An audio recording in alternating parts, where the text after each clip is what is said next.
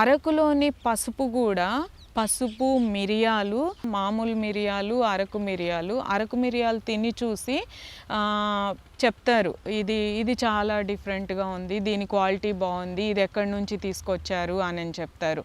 అలాగే అస్సాం ప్రాంతం నుంచి అడవి యాలుకలు చాలా డిఫరెంట్గా ఉంటాయి.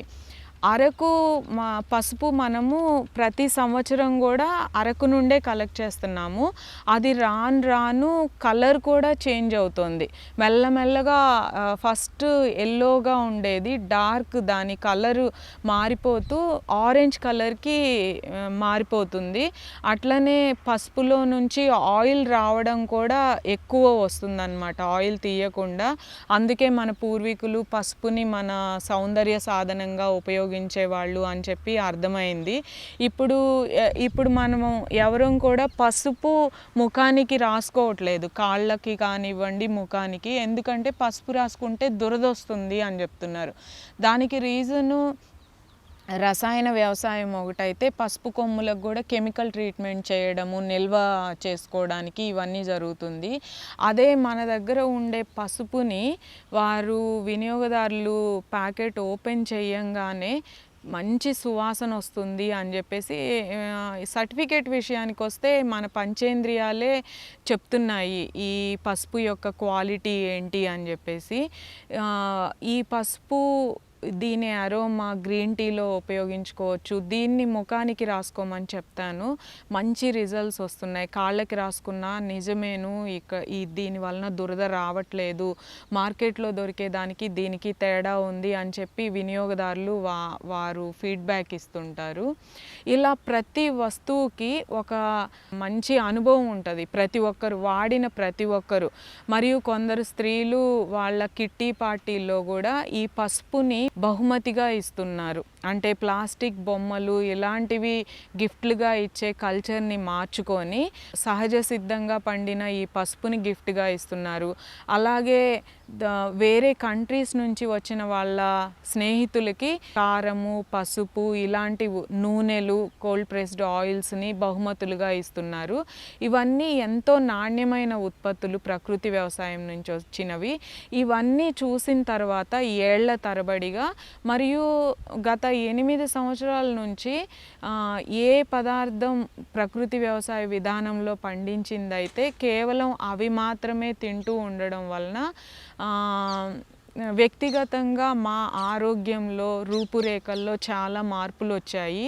ఇది ఎంతో ఆనందాన్ని ఇస్తుంది. అలాగే మమ్మల్ని గమనించేవారు కూడా అడుగుతున్నారు, మీరు ఏం డైట్ ఫాలో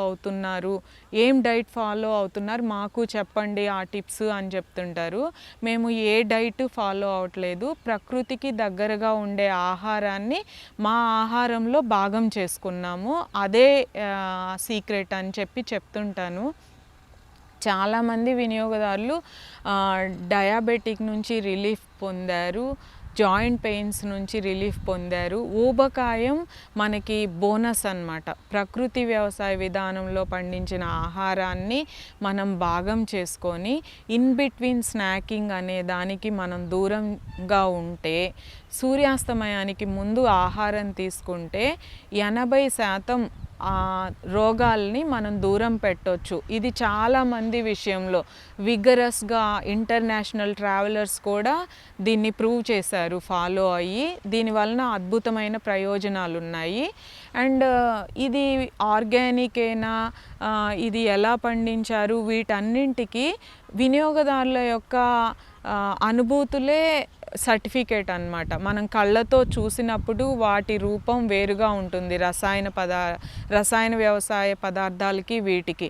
ముక్కుతో వాసన చూసినప్పుడు, తిన్నప్పుడు మన నాలుకకి వచ్చే అనుభూతి అంతా డిఫరెంట్గా ఉంటుంది. ఇదే ఒక మంచి సర్టిఫికేట్.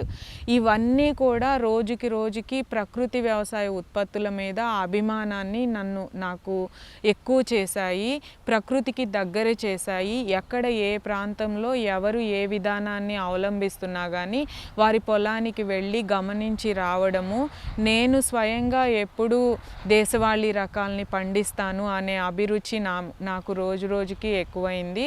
అదేవిధంగా అన్నపూర్ణ మోడల్స్, ఒక చిన్న అరెకరం పొలంలోనైనా సరే రకరకాల పంటలు, అంటే ఇప్పుడు ఒక మనిషి ఆరోగ్యంగా ఉండాలంటే వారంలో 36 రకాలు పదార్థాలు మన ఆహారంలో భాగం అవ్వాలి ఇలా చెప్తుంటాము. మన నాలుకకి ఎలా రుచిగా రకరకాల పదార్థాలు తినాలనుకుంటామో నేలలో కూడా అన్ని రకాల పంటలు వేయడం వలన నేల ఆరోగ్యం బాగుపడుతుంది అనే విధానం కూడా తెలుసుకున్నాను. పిఎండిఎస్ విధానం మా పొలంలో అవలంబించి శనగ పంటలో మంచి దిగుబడిని సాధించాము. ఇంకా ఒక ముఖ్యమైన కారణం ఏంటంటే ప్రకృతి వ్యవసాయం పట్ల నేను ఆకర్షితురాలను అవ్వడానికి అతి సామాన్యులమైన మేము ఆ దేవదేవుడు తిరుమల వెంకటేశ్వర స్వామికి మా పొలంలో పండిన శనగ పంటని మార్క్ఫెడ్ వారు కొనుగోలు చేసి తిరుపతి లడ్డూ ప్రసాదానికి అందించారు. అది చాలా అద్భుతం అనిపించింది. మనము ప్రకృతికి ఏమిస్తే తిరిగి మనకి అదే వస్తుంది అని చెప్తారు. వెంకటేశ్వర స్వామి ఏడుకొండల్లో కొలువై ఉన్నారు అనే ఆ ప్రకృతికి దగ్గరగా ఉన్నారు అనే మాట ఎంత నిజమో ప్రకృతి వ్యవసాయం చేసినందుకే మాకు ఆ అవకాశం లభించింది అని చాలా ఆనందం కలిగింది. ఇంకా మనము చెయ్యాలి, మనకి వీలున్నంత వరకు ప్రకృతి వ్యవసాయాన్ని ప్రోత్సహించాలి, మనం చెయ్యాలి అనే కోరిక పెంచింది. దానిలో భాగంగా ఇది చేస్తున్నాము. ఇంకా ముందు ఈ చేను గట్ల మీద వివిధ రకాల మనం మర్చిపోయిన ఆకుకూరల్ని పెంచుకోవాలని, పనికి వచ్చే కలుపు మొక్కల్ని వృద్ధి చేయాలని చెప్పి, కుంకుడు మొక్కల్ని మళ్ళీ మనం విరివిగా స్థాపించి వినియోగంలోకి తీసుకురావాలని ఇలాంటి కోరికలు చాలా ఉన్నాయి. Like and subscribe Eagle Media Works.